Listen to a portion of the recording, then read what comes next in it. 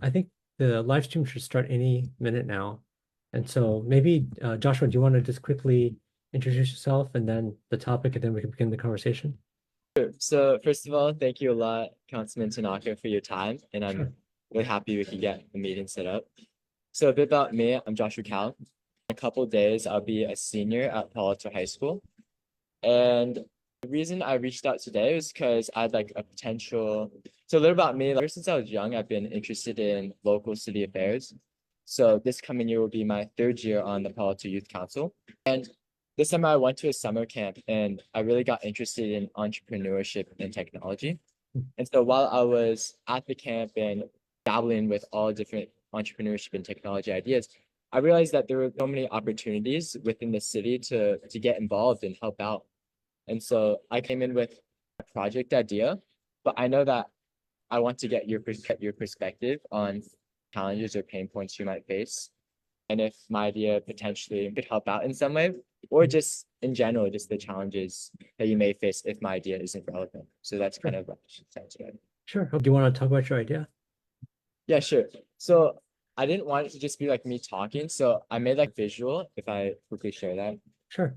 you see my screen, right? Yeah, I see a slide deck. Oh, awesome. So the problem statement for a project idea I had was consolidating public comments, census statistics, public emails, public complaints, and general public opinion, which might be hard to synchronize and might have a lot of manual work behind it. They kind of streamline the process into a representation of statistics, trends, patterns, and comparisons in a synchronized visual. So some of the public comments and census statistics I'm talking about is like public emails that are published on the Palo Alto City Council website. Public opinions could be like Palo Alto online comments, and then I know Palo Alto always does like these census surveys. So yeah, some stuff like that. And last slide, this is the last part of me talking. So these are some prototypes I've built along the same like subject line. Hmm. So on the left is a data visualization idea I was talking about, which is basically the capability of software is to get a large file of text or just large file of anything, honestly. So maybe it's like paragraphs of public emails, or maybe it just like any data you put in. I can Python pandas and matplotlib library, there's the capability to return beautiful visuals of basically anything you ask for, whether it's statistics, trends, different patterns, different comparisons. And so on the left is a prototype I built where I took in 2024 US data, disease data that was published on CDC, and then just returned back simply the most common diseases people in the US. And then another prototype on the right is the capability of sentiment analysis. So I know that another possible benefit that a project like this could bring is, as council people, you don't know if like a new infrastructure project or a new project that you were doing, you don't know if you kind of gauge how the public feels about it. Mhm. I feel like sentiment analysis could help a lot in that if you're unsure about how people are receiving a certain thing, potential ideas, research keywords on all these different sites and then aggregate the overall sentiment of it. So for example, in my machine learning model, if I put in a text of Palo Alto City Council is amazing, it would turn back a pie chart that, oh, that sentence is overall like really positive sentence, positive Hmm. sentence. So, but now I want to discuss with you some of the pain points or challenges that you feel like exist within your field. And yeah, just Do you want me to just go through the questions, or did you have a specific question you wanted to ask me? so I think a specific question would be within your job. I know that there's lots of awesome parts of your job that you love. So my first question would be, what part of your job do you actually love the most?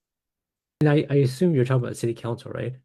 Yeah, city council. Well, I actually live here, so I think the nice thing about is that, like, for instance, the reason why I ran for city council was because the mayor of Palo Alto at the time was trying to ban software development, and I'm running like a software startup, and I thought, well, you wanted to like get rid of Python coding or Java, right? And this is where HP started. This is where Google started. This is where Facebook started, right? All these iconic companies started here. And for me, getting rid of programming, coding is just crazy, right? Yeah. And so the nice thing about sitting council is that you could actually have to say, you could sit there and complain about it, or you could actually get on council and do something about it. So I actually got on council and did something about it. And so I think that's probably the nicest thing, is that you can actually have it, be an active participant in trying to get things better. So I think that's what I like most about it, is that, ability to really kind of try to steer the city in the right direction. What do you feel is like a big obstacle for you? I know you mentioned action, but do you think there's any obstacles you face that make the barrier to enter fields such as city council or just like projects in general for you? Well, I think there's a severe imbalance between the power of staff and council, elected folks, not just, and I think it's generally true, although I know definitely know it's true for city council. So before I got elected, I thought pretty much elected officials decide everything. And now that I've been on here for quite a few years, I realized, oh, that's actually not true. Most of the decisions in the city are done actually by the city manager, who's essentially the CEO of the city. And most of his decisions, I would say 99% of the decisions go unchallenged.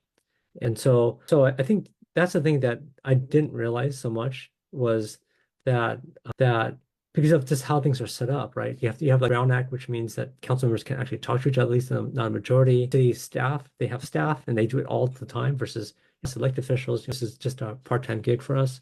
So there's a pretty big imbalance between what the power of staff versus the power of council, which I actually think is kind of undemocratic. Actually think that people who elect the officials or the elected officials should be the ones in charge. But just the way the setup is swung more towards staff. So depending, no matter who's on council, not too much actually changes as a result, actually. Is the city manager also, I'm not too familiar, is the city manager also elected or are No, they, no, oh, appointed, yeah. As I found out, it's actually really hard to fire anyone in the city. So the city manager or otherwise.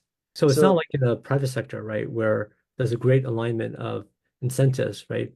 A lot of employees don't live here in our city, so they don't really care that much about the city per se.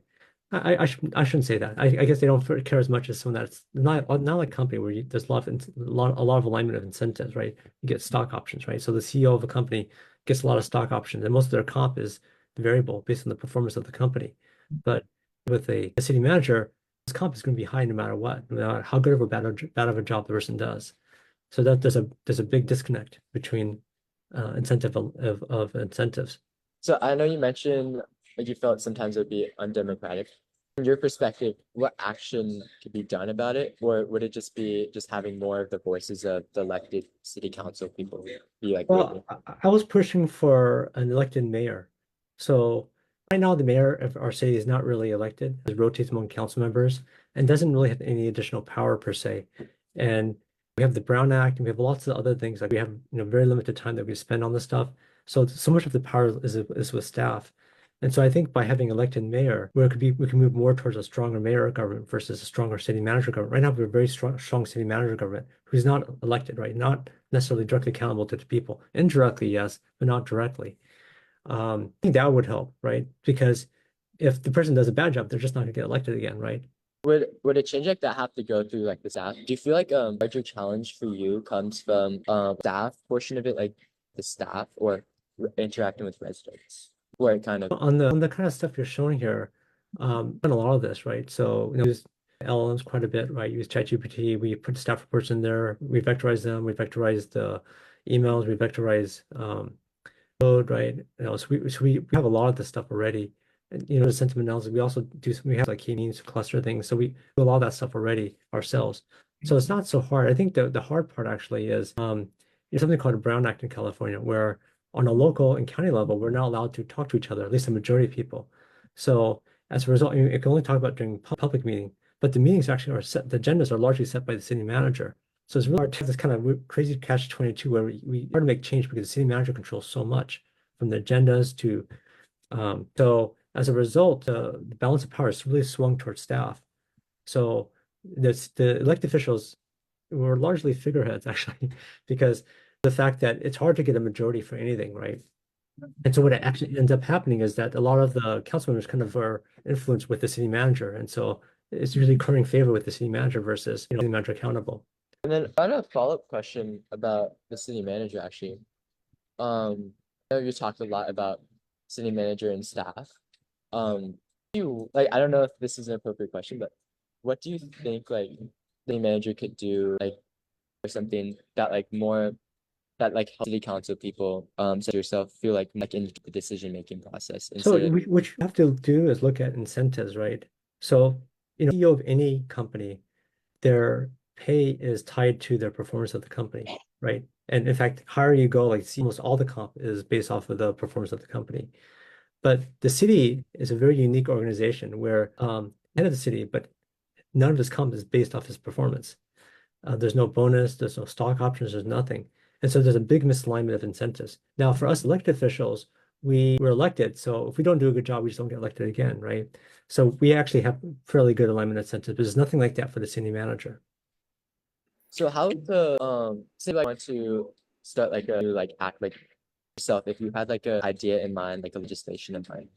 So I would like A strong share or incentive plan for the city manager to make it align with the performance of the city. Like how many power outages do we get? Or are we busting the budget every year? Like we lost money last year, we're losing money this year, we're gonna lose money for the next 3 years. So not losing money every year, right? So align the pay package of the city manager to the performance of the city, right?